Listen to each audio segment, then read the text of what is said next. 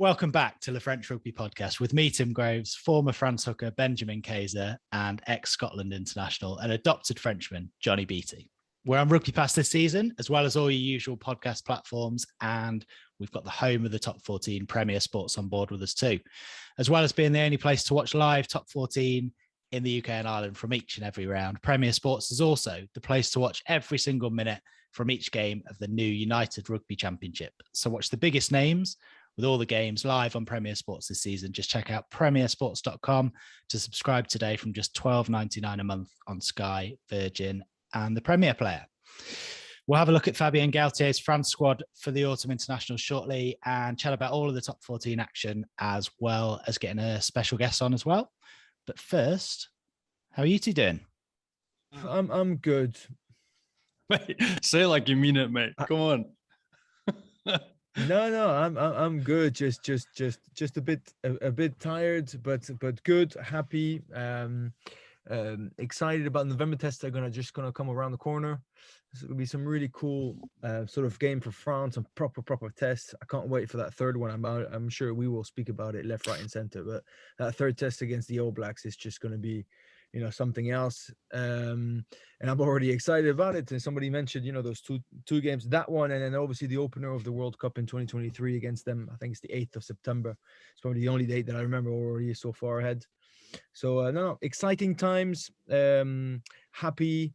A little bit, I'm not going to lie to you, a little bit of crush down after my fake graduation at Oxford, which was fake because I haven't done the assignments. And then the reality of actually having to do those assignments and the amount of work that is still left. So I celebrated way too early.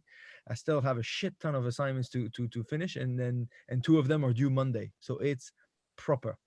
Did you have like a mad Monday, like post-university, let's go mental down the student union with all the young kids, or how does it work? Like, did you get to celebrate with your classmates, or is that the last hurrah really for once you've done all the assignments? No. Proper celebrations all week, college dinners, just pub crawls, and it was Freshers Week in Oxford, so it was a very, very busy week. But proper, no mad Monday, no super Saturday, but in typical Oxford manner, there was a Friday night proper party, and on Saturday we still had class. So it's like, get excited. We'll still take you back. But the Russians deliver that as they normally do. They stayed up the latest, and they still faced up to the reality of class the next day. Johnny, any Freshers Week in the south of France or not? No, I'm not sure what the opposite of Freshers Week is, but that's my current experience. Went up to Bordeaux to pick up mum and dad on Saturday, only for dad to realize that as he hadn't traveled in 2 years, he hadn't renewed his passport.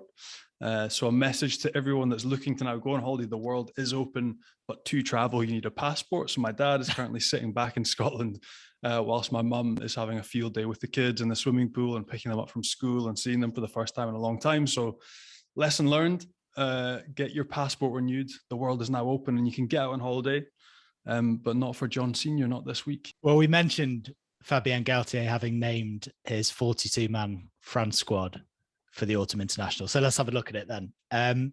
No announcement on who's filling in for Charles Olivon as captain yet, but it's expected to be Gaël Fickou, I think. And Raphaël Ibanez has confirmed that it'll be one of Fickou, Gelon, Marchand, Aldrit, or Dupont. So who are you going for? I think Anthony Gelon is ahead of Gaël Fickou, to be honest, because he did it in Australia and he did really well, and they won for the first time since, I can't remember what, 1991, I think it was, or something like that. Gaël Fickou whether he's captain or not, will always be that vice captain of the backs, and he's that defensive captain that Sean Edwards put in place from. Remember, we spoke about it a lot after that first France-England of the opener of, what was it, February 2020, something like that. But it's sensational that there's actually so many.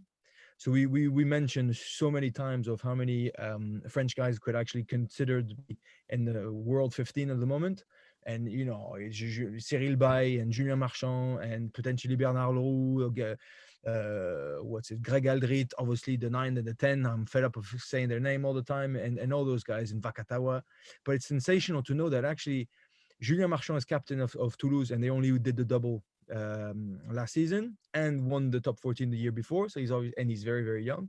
Anthony Gelon, I didn't know that trait of him. I knew that he would break people's bones for a living, but I didn't know he was also a good leader, and he did sensationally well in Australia.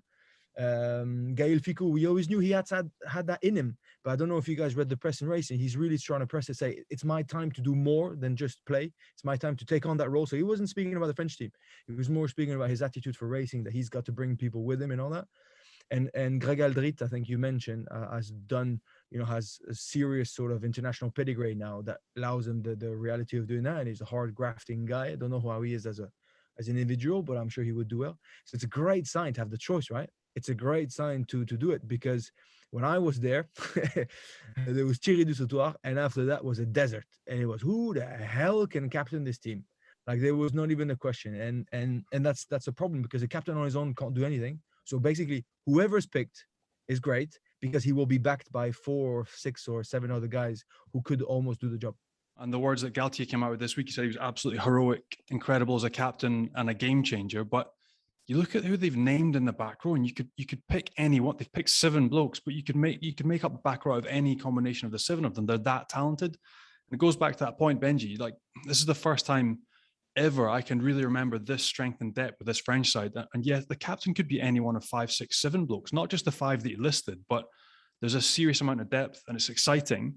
And like you said, you talked about the desert, and there was maybe an oasis named Kaiser that should have been named captain, but didn't quite get it. But look, now you could have any one of 7, 8 blokes. They've all been outstanding. And the fact that they function as a team, it makes the job easier. Like, it's not like Titi Dusautoir, who, had to deal with poor coaches, poor management, and rally the troops every second weekend. You're now high flying, playing good rugby, and they're a confident group of people. So the captaincy becomes an easier job. So look, there could be 5, 6, 7 blokes that take it on. My vote as well would be Gelon. Antoine Dupont is the other one, is a bit of a wild card, but he's the best player for me in the world right now. Could easily be captain and take that on as well with the responsibilities he has week in, week out at Toulouse. But it's exciting times. But I think the words that Galthie came out with during this week would give a nod in the direction of Gelon. And talking of strength and depth, Benji, none more so than at hooker. No Camouchat, no Pierre Bourgarit. So I'll out of complete transparency and honesty, I'm discovering this list right now. I had big sort of hints of who was going to be there, but I just realized that Camouchat is not there because Gaëtan Barlow, who did really well in Australia, was really a good surprise. And the cast sort of hooker who's been playing really well, and he just nailed it. So it's also, I think, in terms of and Peato Movaka coming back, but it's a bit the consistency of the coaches to be like, I think that's one thing you can praise of them. When you've done well, they will go. Remember how we spoke about that gap, in that summer gap between the Six Nations 2020 who weren't finished, or 21 that they finished later, and they stuck to the same team. Remember, and in a couple of months you don't know what can happen. Well, they keep on doing the same thing because Camouchat has been playing well, and maybe others have been playing well. But if you do well when you have the blue jersey on, then you will stick it. And I remember, I don't know if he stole that from the All Blacks, but it was one thing that in Clermont, where we had some All Blacks coaches that came to coach us. They always said, no, you win or lose points when you've got the jersey on you. And because I think we were asking them, how come Jerome Kaino can go to Japan for 2 years and then come back and whoever's good? He said, no, you win or you lose points when you have the jersey on. So if you do incredibly well, but then life strikes you with an injury, however well the other guy does, and you hope that he does really, really well, you're not going to lose everything. You will win or you will lose your spot on the pitch. And I think it's pretty ballsy of them. It's interesting as well, Galthie said in the press that he mentioned the point of the hookers when he was asked, and he said, look, there's been 18 games and we've lost 5. And every single one of the 5 that we've lost has been in the last 10 to 15 minutes. We've actually been leading all of these games and lost, and it's been because of the quality of our bench. And he made the point that set piece is actually one of the biggest points they need to strengthen on, and throw quality. So clearly for him, it's been a shot in that direction. We need to finish out games. He mentioned the sort of finisher term that everyone talks about, completing games and closing them out. They've led so many games, but lost because of throw accuracy and quality in the last 10 minutes. And that's why I think these guys have just missed out. And any other notable omissions from the squad? I mean, no Anthony Boutier, Carbonell, Tolofua. Any others? I think Carbonell is a victim of how Toulon have been playing. I mean, they've not been going well as a team, and it's obviously hard to shine as a part of that team as an individual when things aren't going right. Tolafu, if you look through that back row, like Makalu, I'm delighted to see him back, but Tolafu essentially is the only specialist number 8. Like Makalu can play 7 and 6, as can every other single bloke in that back row unit. So it looks almost like Tolafu has lost out because he's a straight up number 8, whereas other people can cover, 7, they can jump and line out, they can be snaffling ball 6, like ball jackling 6s. If you consider Aldridge a starter, and there's no discussion, that's what you mean. Exactly. Yeah. He's the only real specialist, but the other guys can do it all, and that's possibly why he's lost out. Speaking of Makalu, in the press conference to announce the squad, Fabien Galthie referenced his ability to cover wing as well as back row, presumably as part of a 6-2 bench split, but the guy can do everything. Mate, he's a freak show, and I don't know if you watched him play against Clermont 2 weeks ago, but just like the way he played, like, he's so athletic. Like, he ran the game, he ran the line out, like absolutely dominated Clermont's line out by himself. And then essentially in multi-phase, he sits out on a 50-meter line and runs like a winger. So I'm not surprised Fabien would say that. Athletically, he is head and shoulders above the rest. He is a freak show. So look, I'm excited to see him back. I don't know if he'll actually be playing on the wing. I don't think that'll happen, but like, he's a great guy to have and cover center, wing, fullback, because he can run like all. And another one who's in, friend of the show, Thibaud Flament, he told us he wanted to play for France, and he's in. Fair play, because there's a lot of competition. There's obviously the Seva Maina, who stepped down from the French team. So could that play a role? I don't know, but he offers something different. You mentioned Makalu, obviously Fabien, I think what he likes, other than his line-out ability, is his speed. International rugby is just about speed and execution, and Thibaud Flament has got a hell of a lot of speed, and he's a proper athlete for a second row. So yes, he's no Joe Tekori, and he never will be. He's no Romain Tao, and he never will be. But in the moments where you just need grafters, when Bernard Leroux went from number 6 or number 7 even to play number 4 and just be that workhorse machine that you've got there, when they asked Paul Villemc to drop 15 kg or whatever it is, 10 kgs to be able to run more, well, Thibaud Flament has got that ability to work for days. I don't think Alwyn Jones is the biggest lad. I don't think Brody Retallick is the biggest lad. But wow, do they play, and how much pace for the size they've got is just incredible. And he fits that description perfectly. So, guys are made for international rugby. There's some of them. I think Thibaud is one of them. And in the backs, Mathieu Jalibert scored 25 points for Bordeaux at the weekend. Is he ahead of Romain Ntamack? I mean, there has been talk of them starting together, but I don't think that is likely, is it? With Fiku and Vakatawa in there? And Dante, when he's on form, mate, is a proper cannon.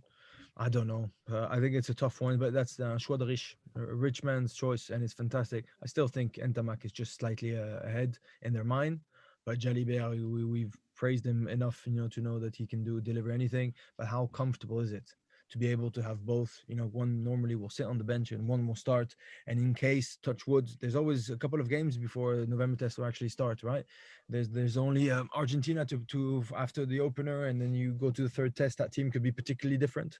So it's such a comfort with Carbonell on top of that not being even involved. It's such a comfort to have quality operators like that. And I'll just add Tani Vili, the big Brive, sort of arrived on Brive Academy, New Caledonian origin, who played in Clermont, who's an absolute unit of an athlete. He really is. I think he must weigh at least 110 kgs. He's like the French Manu Tuilagi, if you want to. But he's taken some time to actually develop. He was taken on tour in Australia a bit out of nowhere, to be honest. It was a proper surprise. He's been playing really well, partnering up with Damien Penaud quite a lot in the center and stuff. And he's picked again. So it's a fantastic reward for such a prominent talent. Should we quickly have a go then? Argentina, November 6th. Name me the starting 15. Just quickly run us through it. Well, no, but Bay Marchand will definitely start. I don't. Demba Bemba is playing really well, but Ukpatin played well in Australia. He was a bit satisfaction. I still say they'll go for Demba Bemba because he's been there for longer. He's been injured so many times, and he's playing well for Lyon. Then I will go for Leroux Willems. I'll go for Leroux Tao. Actually, Leroux Tao. That's how they went. It'll be really interesting to see how they. Oh, that's impossible. I don't even want to pick that, but I'll just say Leroux Tao for the sake of it. Aldrit at 8, Jelonche at 6, and funnily enough, I will go with Crotin, the Lyon guy, just for the line-out ability. Macalou on the bench, and he played really well at the weekend against Toulouse. Lyon beat Toulouse for the first loss of the season. He played really well. It doesn't look like much, but wow, he does a lot of work, and he was very good. Then obviously Dupont and Tamac with Jalibert on the bench, Fiku Vatawa in center. Pelon on one wing, that's for sure. On the wing, do you go for the form guy, Lebel, or do you try Tao Fifina, or do you stick to Gabin Villiers, who really delivered? I think they'll go for Villiers, but maybe I'm wrong. And fullback, I reckon they will stick with Melvin Jaminet. Yeah, I had Cyril Bay, Marchand, Humpatin, Bernard Leroux. I had Tao as well, same Benji. I went for Aldrit, Jelonche, and Francois Cros, not Cretin. But again, two guys that are kind of freakish and exceptional. Could be either one's going to lose out, and I would go Macalou on the bench. I went for Dupont Jalibert. I think that Dupont sort of is the best, not sort of, Dupont is the best player in the world, and Jalibert is like for me, the equivalent of Dupont, but a 10. Again, what he did at the weekend, Mathieu Jalibert, absolutely freakish. Traditionally, you would, I think, keep Dupont and Intermac together because they're so used to being each other at club. But I just think Jalibert has that X factor, that extra gear that is just exceptional to watch, and therefore he deserves to start. I went Fiku Vakatawa in centres, Gabin Villiers and Penaud on the wings, but I think that Villiers possibly is going to be, I think he is injured and I'm not sure he's going to make it. And I also had Jaminet from Perpignan at fullback because he was awesome in summer as well. So pretty similar, I think, only one change. Let's turn our attentions to the top 14 now then and get our guest on, because we thought we'd have a chat about one of the new boys to the league this season, this week. And we've had Biarritz skipper Steph Armitage on a couple of times before. So I think we have to make him sign a permanent contract or give him a match ball or something like they used to on Soccer AM if we have him on again. So we've got a better guest on now to discuss everything going on down in the Basque Country at the moment. Former All Black and current Biarritz centre, Francis Saili, joins us. How are you? Yeah, good. Thanks, man. How are you guys? Good, mate. We're good. Very well. First thing I want to ask you, mate, is how was the foire au jambon? Because you are one of our men on the ground in the Pays Basque. Tell Benji what he's missing, and to all our French listeners that love a bit of French culture. Explain the foire au jambon in Bayonne and how much you enjoyed it on Saturday. It was actually good fun. We went and met up with our family. One of the players that used to play here, Willie Duplessis, he's playing up in Montemarsan. And funny thing about it is that me and my wife actually didn't have breakfast, so we were saying we're going to save ourselves when we get to the festival. And when we got there, I met up with Willie and his family, and they had like baguettes, and obviously you go into this festival tents, obviously it's just filled with just like meats, hams, and everything like that. And they just said, "Did you guys bring any baguettes with you?" And we're like, "No, we actually didn't." So luckily enough, they had theirs. We're just pretty much going to have a feast there. But then he said his neighbor had a bar that he owned literally not far from the tent. And he goes, "You keen for one?" And I go, yeah, sure, bro. And I was like, "Mate, I haven't eaten yet." He goes, "Yeah, no, when we get there." So we got there and then met with his neighbor. And then we had our first couple of pints. And then after my first one, it was unusual for me, but I felt tipsy. And then I was like standing there. And I went outside and I was just like, bro, I was like, "Mate, where there's baguettes at?" And he's like, "It's underneath the pram." And so I was like scoffing for like the bloody baguettes. And how are you finding the French culture generally? Because you've done Munster, you've been London with Quins, obviously back in New Zealand. So you're well placed to talk about the differences between the leagues, differences between the cultures. So France suiting you well? Yeah, man. I think I'm quite blessed to be in a place like Biarritz. If I can honestly tell you, like when I got here, when I landed my feet here in Biarritz, I got so many messages from mates, teammates, old teammates from back home saying that you landed a good spot. Then obviously when I got here, and I was just like, geez, like I'm actually happy. And I think that probably just makes it a whole lot easier for me and my family. Makes it easier for me to go to work. I've got a smile on my face. There may be some rugby politics that may be going on at work or anything like that, but I think when you get that balance when you leave training, and then you kind of appreciate what you have outside of it. And I'm at the age now where, I'm heading towards the latter part of my career, but I just want to enjoy every moment, because when I was a bit young, I was just so caught up in, wanting to like make rugby be this thing. But like now it's starting to be more of like the moments and, appreciating, time on the field, time off the field. And a place like Biarritz has been amazing for me and my family. And especially coming from, say, for instance, the Premiership, knowing that I was going to come to a Pro D2, I kind of had the mindset, I was like, man, for me, coming from like a top level sort of rugby into, Pro D2, I kind of had to go with the mindset like, you know what, let's just go in there and just enjoy it. The only thing I can control is my attitude. So if I can have a good attitude every day, I'm sure I'm going to enjoy my rugby. And then it just showed for me anyway. And my first experience here in France, I'm loving it so far. How did you find it, mate? Obviously, like All Black, you played for Munster, Harlequins, like top level rugby. The same for me, not the same drop off, obviously, that you've experienced, but like, obviously Pro D2 is graft. The travel is really hard. The bus trips are brutal. Some of the teams you go and play, it's not attractive rugby. The shit gets beaten out of you. And then actually some of the teams, the standard is actually quite surprising. And some of it's good. And there's some exciting young French kids. So like, how have you found it? Like coming from the career that you've had, landing in Pro D2, not knowing anything about it, I imagine, because it's not screened on TV anywhere else in the world. No. How did you find the experience of Pro D2? And then also bouncing, like I know you were nominated for Player of the Year last year in Pro D2. How did you find it in general? But then how also have you found the level bouncing back up to top 14 this year?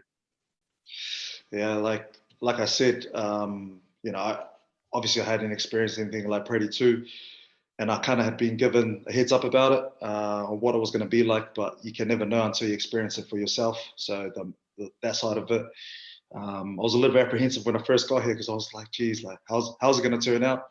But like I said, like it's like, well, my attitude is how I kind of carry myself.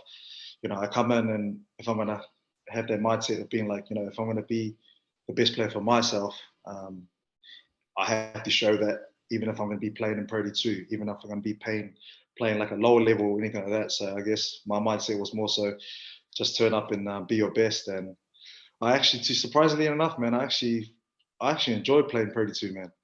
Given that you get 4 weeks on, 1 week off, like weekends. For the body. Yeah, for the body though. So like that side of it was actually quite nice. So you get a bit of time off.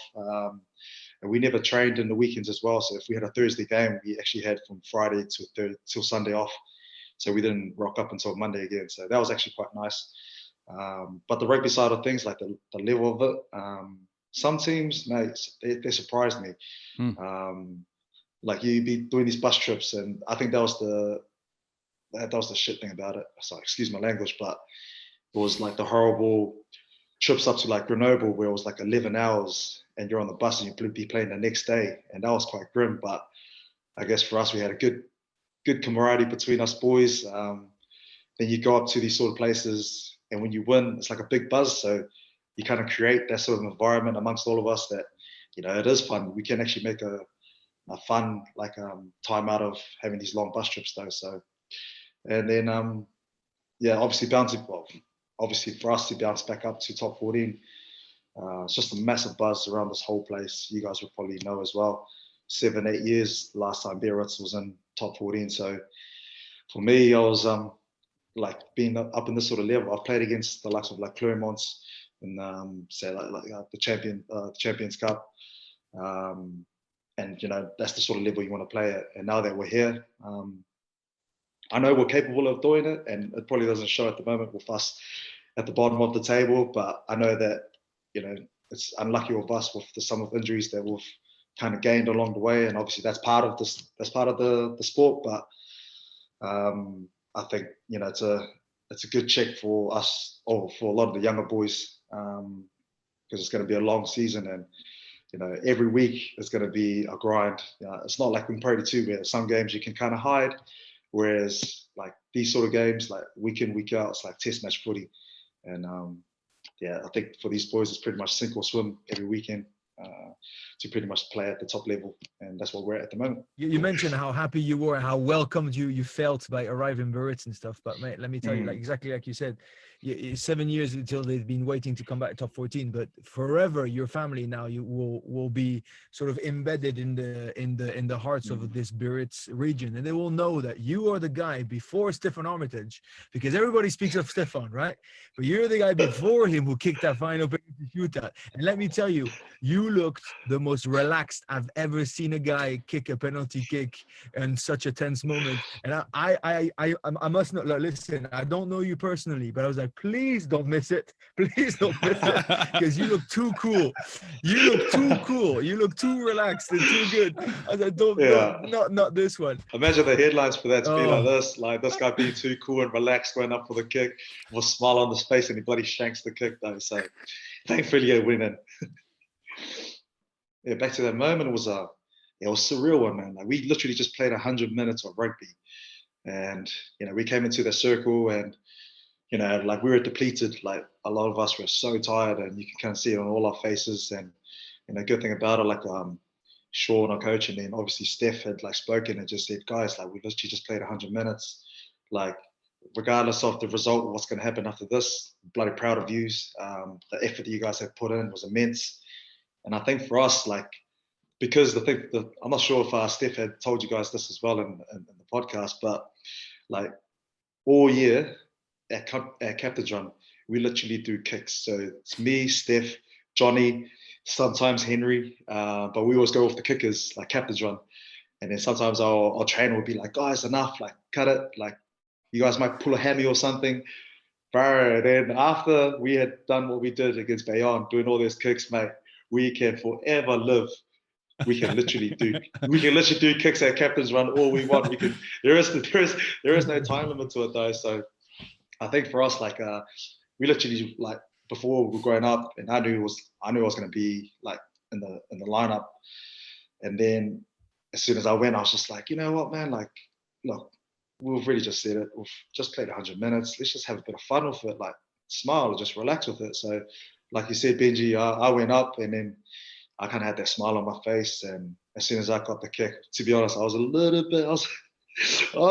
bit nervous, because I just didn't want to shank it, because I was like, imagine what my brother in the stands will be thinking right now. But obviously I've got to learn, and then you just can't write it. You can't script it with our captain taking the last kick, and just how it ended. We're forever grateful for that moment. And there's a few spaces on our wall of fame when you walk into our training. So I'm hoping during my time here, or before I leave, I get a photo up there. You get a statue. There'll be a statue. You'll get Armitage's statue, and you'll be right next to it in the car park. 100%. There's a little ball boy just standing out of here. There's a little fan over here.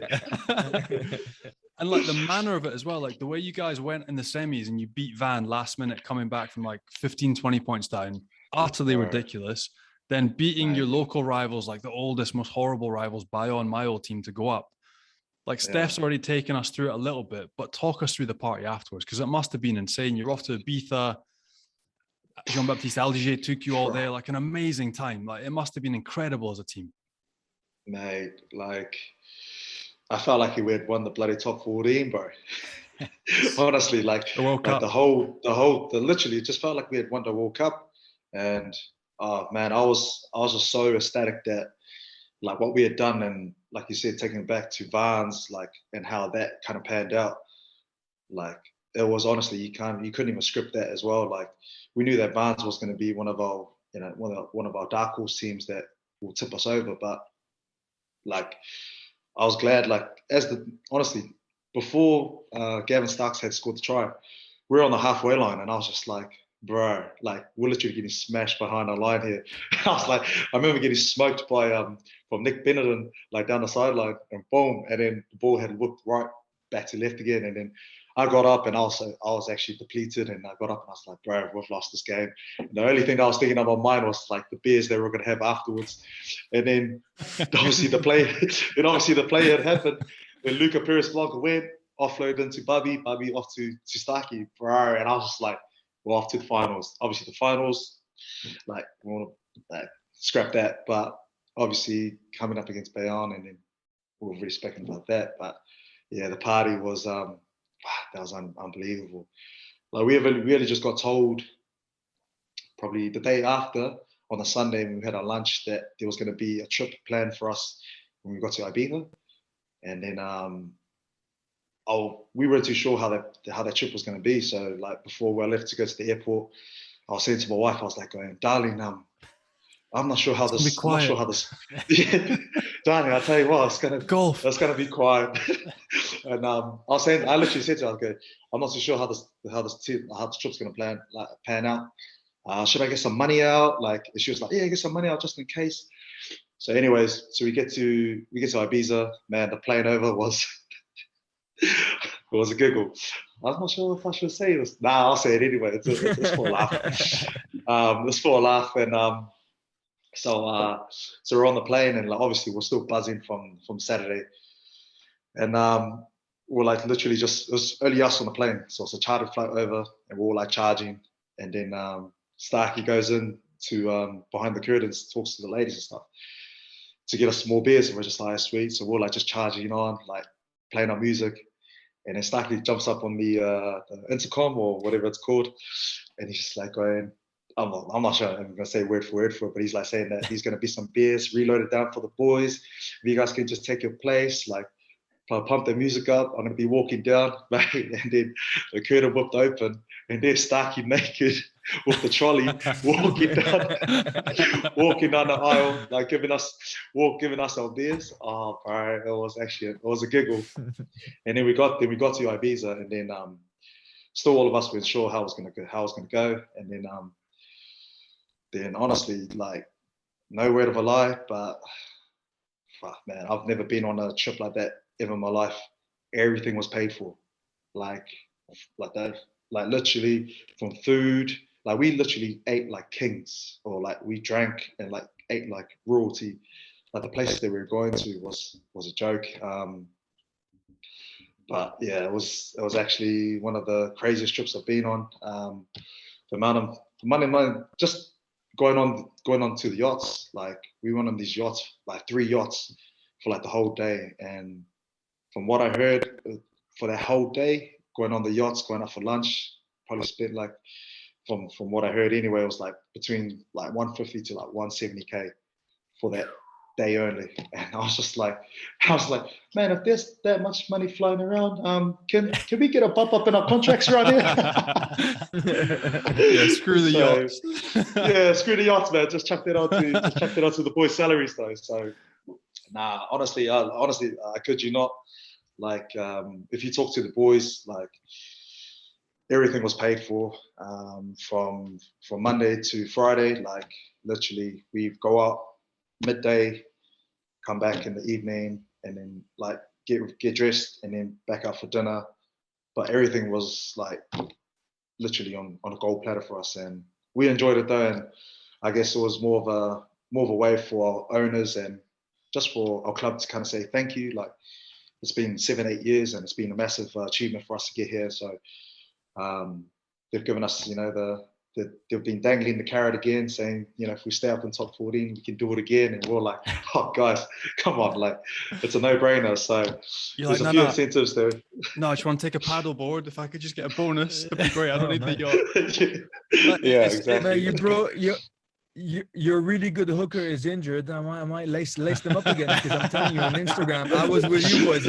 I was on that boat. The cool thing for you, like you mentioned the owners, and you mentioned like, so Jean-Baptiste Aldiger, your president, and the Gav family. And the cool thing is, for me, like they could have just written a check and sent you on your way, but they were there with you. They joined the party with you. They led from the front.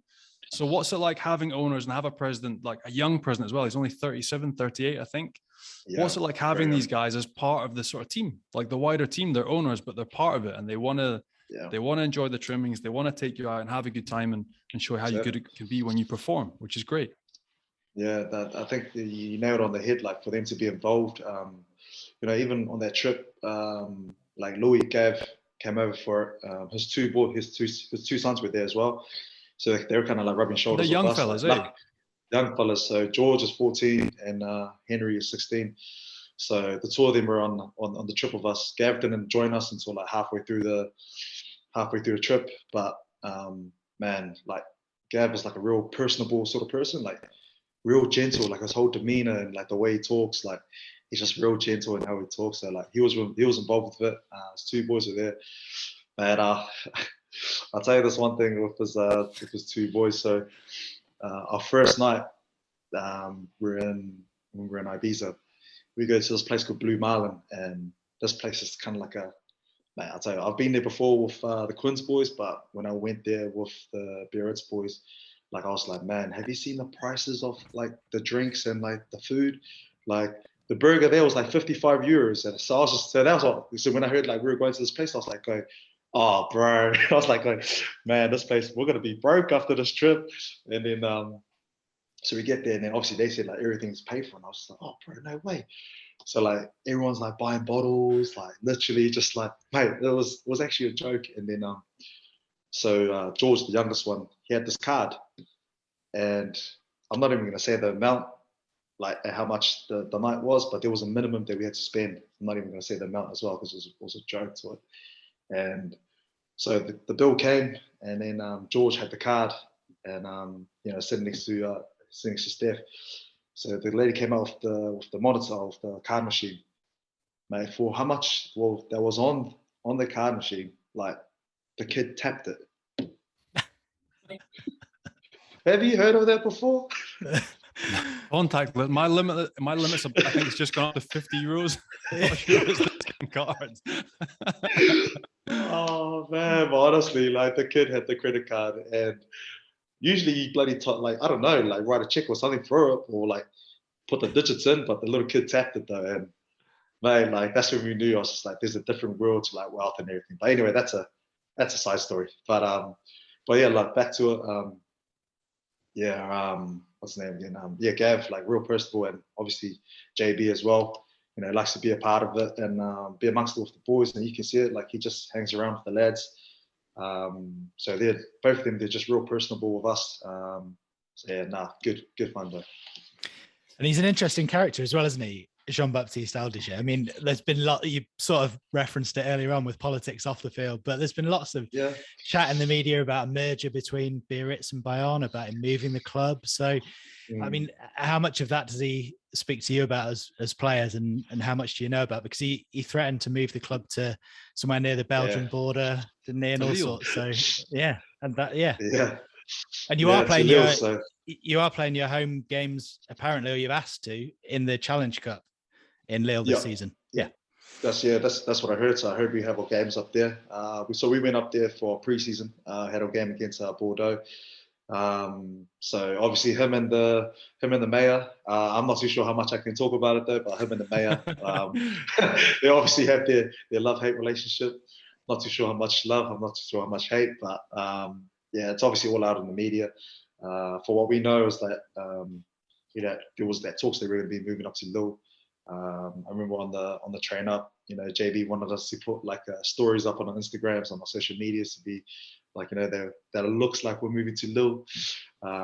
So like I think it's just more of like that tit for tat sort of strategy. Mind games though. Yeah, it's one of those ones though. So but then also heard that we could be potentially going down to San Sebastian as well.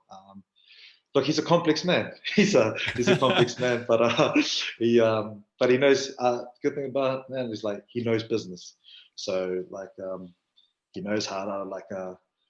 I'm not sure having to like go out into the media and how to promote it in that sort of sense is the kind of the right way. But look, at the end of the day, like he has his way of dealing with business, and for us as players, we just kind of sit back and just kind of see it all pan out. But we kind of hear things along the way with them, and we heard that we could be going down to San Sebastian, and that'll probably be more of a likely scenario. Like we'll probably like that more than Lille, because we went up to Lille. I can't imagine why.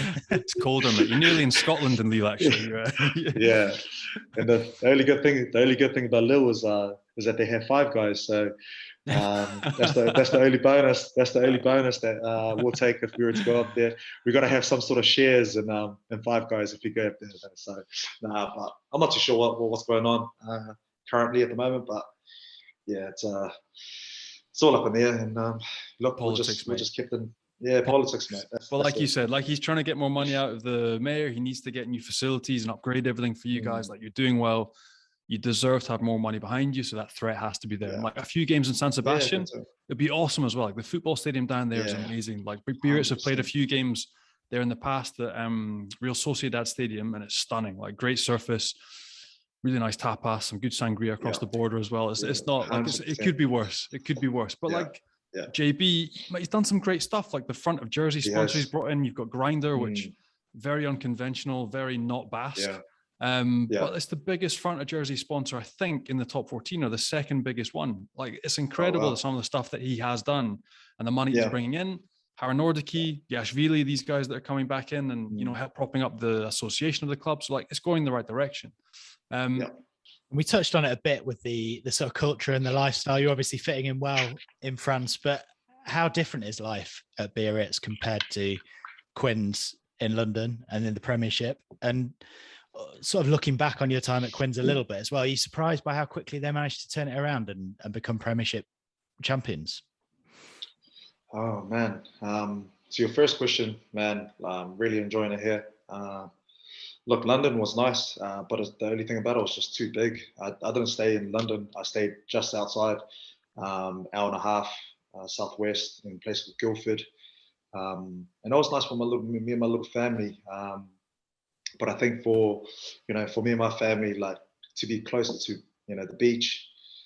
We live in Anglet, and, like to be able to my wife to be able to like walk down the road, to go to the beach, to the cafes. Like it's those small things that kind of make life a lot easier for her. So when I come home, I don't feel like, I don't want to have that unnecessary stress of just being like, if she's not happy, it won't make me happy. So I'm glad that she's kind of happy to be here in Biarritz. And to your other question with the Quins boys, man, they're doing some damage. They are carving up. Like to be putting 50 points on Bristol last week or week before, like that's crazy. Like that's unheard of. And to be down 24-7, like it just goes to show like the Quins had always had it. Like they always had that DNA of just being able to play their flamboyant rugby, just throwing the ball around, score the tries from anywhere. And I think obviously what happened with Galthie, him going, I think the boys that were there, they kind of took the ownership, and then they kind of took what they wanted to do the whole time. That I guess theoretically, like when under Galthie, like Galthie was a good coach, man. Like, don't get me wrong, like, but I think the mentality that some of the boys had and the style of rugby that they wanted to play, wires were kind of crossed with Galthie. So the way the boys are playing, mate, like hats off to them because they're playing some unbelievable footy. And my time was good there, man. I enjoyed it. Like, look, it's a chapter in my career that I kind of use as a stepping stone to kind of where I am right now. And I took all the experiences, good and bad. I was injured quite a bit there, and then obviously trying to fit back into playing again, like just trying to get that love back again. And now that I'm here in Biarritz, man, like. You can't wipe that smile off my face because, like, I get to wake up, mate. Like when it was in January this year, I remember it was like sunny outside, and then I go on Instagram, I look on the stories back at the boys at Quins, bro, it's bloody snowing there. I was just like, so like it's like one of those ones where you kind of like be like, man, like it's a blessing for me to be here, man. Like I never thought I will be saying that I'm living in the southwest of France, man. Like that's crazy for a boy from South Auckland. Like for me to say that, like I'm blessed though. So I'm grateful to be here, man. And yeah, man, just enjoying the ride. Awesome. One of your ex-teammates has actually been in contact during the week, Tim Visser. And you mentioned Guildford, and so Viss asked me to ask you. He's like, ask him this question directly. Don't change the question. He said. Can you please ask Franny about crip walking over his Mercedes GLE for a video shoot in Guildford? Oh, mate, I'm gonna. Hey, Bus, you're playing up with that one, bro. It wasn't. Oh man. So I was just doing. It was just the challenge that was going on. What was the challenge called again? I don't know. I didn't get that one. It was Yeah, it was some sort of challenge that was happening. Yeah, mate, I just thought I'd be a little bit flamboyant and do something different. And I didn't do the crip walk on top of my car, but I did do a dance, and I got my little sister to like. Oh no, I actually got my wife to drive the car slowly, and I had my sister recording it from the footpath. And I told my wife, I said, just go really slow, like, because I was doing like my dance moves. But someone Instagram page, man, holy shit, that's embarrassing, man. But yeah, I did a dance on top of it, and it's good fun, man. But it got me in trouble at the same time as well, because just not long after that, I had a surgery on my groin. And days before that, there's me like doing a dance and everything on top of the car. Cheers, Vis. It's all good. Hey, it's all good. I can laugh about it now. It's in the past, bro. So, at the time, yeah, it wasn't that funny though. But for me, it was a bit of a giggle. I can look back at it and just kind of laugh about it though. So, awesome. Good old Viswood. Oh man. We mentioned Quins. Obviously, before that, you were at Munster. You played in Super Rugby as well. So we talk about it most weeks about how the top 14 with all its stars may be the best league in the world. How do you feel about it?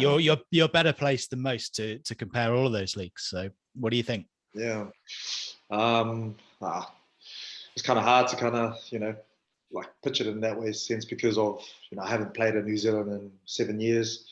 Obviously, the only one that I could probably compare it to is the Premiership.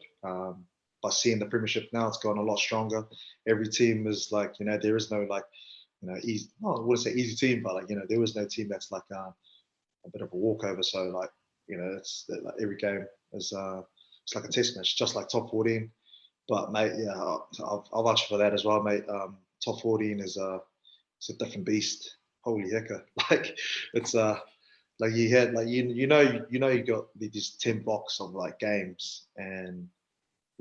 Every single one is not going to be easy. So you're going to have to be on your game every single week. And yeah, mate, it's a tough competition, man. And but to be honest, man, I thoroughly enjoy it because in order for you to, kind of be exposed to world rugby, you have to be playing in these top leagues. And I remember saying it to like a few of the boys last season in Pro 2. I was like, boys, like, the aim is obviously to go up to top 14. Once you get there, like Pro 2, you're only exposed in France.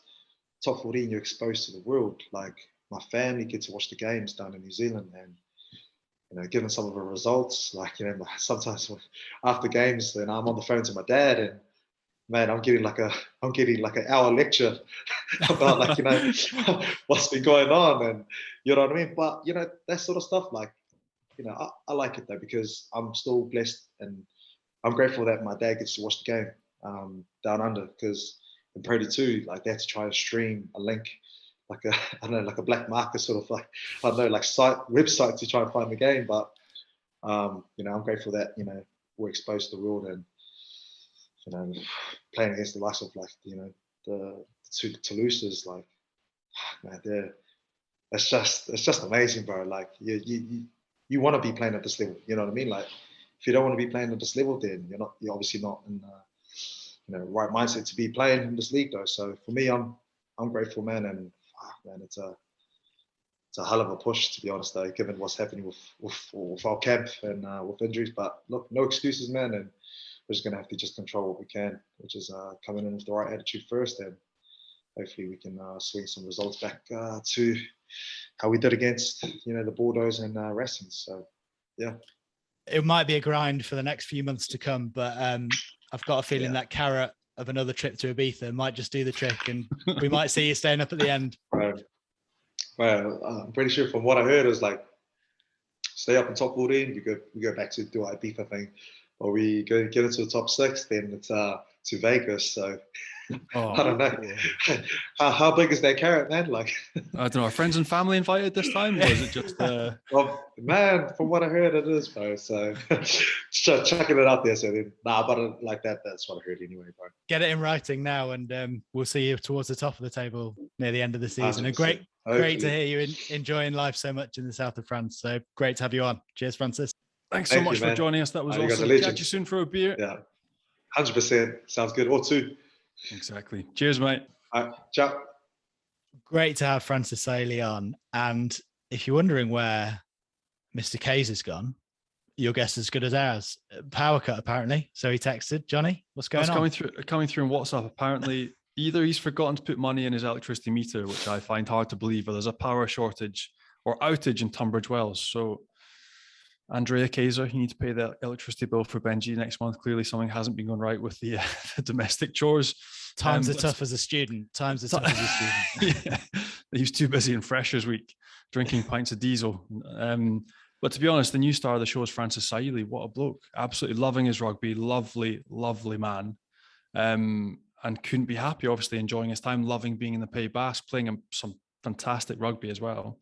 And what a star, an absolute rock star. And yeah, like he touched on, it is hard. Like that gap between Pro D2 and top 14 is brutal. It all comes down to recruitment. You have 3 weeks to get yourself in order. They brought in some quality, Elliot Dixon, Kurandrani. But you look across their squad, the sort of depth that they don't have versus a Racing, versus a Toulouse. They have, 3 international tight heads, and Biarritz just do not have that depth. So they need to make sure their first string stay fit. They look after themselves. They rotate properly. Because when they're on the field, like you said, they're dangerous. They play some superb rugby. So look, fantastic guy. His teammates as well. They're a good group, good fun. And so good luck to them. It's going to be hard for them, hard for Perpignan as well, coming up so last minute. But you've seen the times that they've had when it's good, and I wish them some more. Great bunch of lads. And elsewhere in the top 14, 5 away wins out of the 7 games this weekend. So, I mean, it's more competitive than ever, but has there been a bit of a change there? I think, to be honest, that is completely not what you see in the top 14. I'm used to having played in top 14 for 8-9 years. It was home win, home win, home. Like if you were a betting man, it was the easiest accumulator you could ever find, because every time you played, the home team won. It was just the way it was. What's happened with COVID, no crowds, I think it's given French fans, French players, the flavor for going away from home, actually pitching up, setting out the coaches, choosing a first string side or putting something out that's competitive and giving it a go. And what we've seen now is like 5 away wins at the weekend in the top 14. That is unheard of. And it just means the product, the top 14 in general, what we can see on TV, what you can pick up in Premier Sports, it's kicked on to another level, which we haven't had before. It's competitive, it's fun to watch. And like Franny touched on in the Premiership, some of the tries that are being scored, some of the quality of the rugby has gone up another notch. So look, it's exciting, it's fun to watch, and it hasn't been the case over the past decade. And I kind of wish it was the case when I was playing, because it just looks fun to be part of. And speaking of home support, we've spoken with Benji before about the crowd at Brive and some of the negative experiences he's had there in the past. And their president, Simon Gillan, has issued a public apology for the behaviour of sections of the crowd when Jules Plisson was lining up kicks at goal in La Rochelle's win there at the weekend. And I think La Rochelle President Vincent Merlin went down pitch side as well and said he wasn't happy with what was going on. So bit of history there, but what do you make of it? Well, and Benji got absolutely panned on Twitter as well the last time he spoke about Brive, the abuse he got. So we have to be careful. Look, Jules Plisson, La Rochelle generally, I think, have a little kicking problem in that the pressure that they put on teams, the pressure they put teams under isn't quite being converted because they're not converting their kicks at goal. Quite simply, their penalties and conversions aren't going over. They still won the game though, so it's not that pressure moment. They're not going to make drastic changes or knee-jerk changes, but you look back to the finals that they lost last season and the kicks that were missed. Could that have been a point of difference this year again with Jules Plisson? But the story with Jules Plisson goes back 2 or 3 seasons with the Brive support. It's not just them heckling a kicker or taking the mickey out of a kicker. It's because it's Jules Plisson. So Jules Plisson 2016 effectively lost the game for Stade Francais at Brive because he lost, I think he missed 12 points straight in front of the sticks. He then had the game to kick. He had the kick to win the game for Stade Francais again in 2017, pretty much in front of the sticks, and missed it. And so he's got a history with the Brive fans where they just heckle and jeer because he's essentially lost 2 games for his previous sides, and it kind of nearly happened again. So like I think he came on in the 7th minute, missed 3 kicks, got pulled off on the 55th minute to, whistles, cheers, typical raucous French crowds, which is what you get in the top 14 because it is great fun. And look, it didn't sit well with certain members of the public, but that is one of the bonuses in top 14 is the home support is so important. The noise they generate, they intimidate. And that's what they do. So look, not an easy weekend for Jules Plisson. You can see both presidents coming out, Simon Gillen as well, coming out to excuse the behavior of certain fans. But look, he's a good player. He's a quality player, and he'll come back. Just, I don't think anytime soon in brief. And Cheslin Colby has arrived in France. He's been introduced to the crowd at Toulon, and they need him. They went down at home to Racing, and they've confirmed what we spoke about last week. Freddie Michalak is arriving on the coaching staff towards the end of the year, but they're in trouble, aren't they? And it doesn't get any easier for them. They are away to La Rochelle this week. Well, it's when you say they're in trouble, it's one bloke. So it's Patrice Colazo, who a wonderful job at La Rochelle, came over and took the head job in Toulon. I mean, last year was average. I think they finished 8th. They missed out on that. The last day they lost to Cast. They missed the playoffs, but he hasn't had a fair crack of the whip this season. Like, essentially, his pre-season for his team was cancelled. So everybody was away at the Rugby Championship. There was a sevens tournament. He couldn't get a pre-season game organised because he didn't have a team. He didn't have players to coach or train with. So between that, the lack of preparation, the fact that Colby, Etzlebeth aren't there, you've got Parise, you've got Issa who's injured, you've got Baptiste Saran, the scrum half, who's injured. He hasn't had any centres to pick from.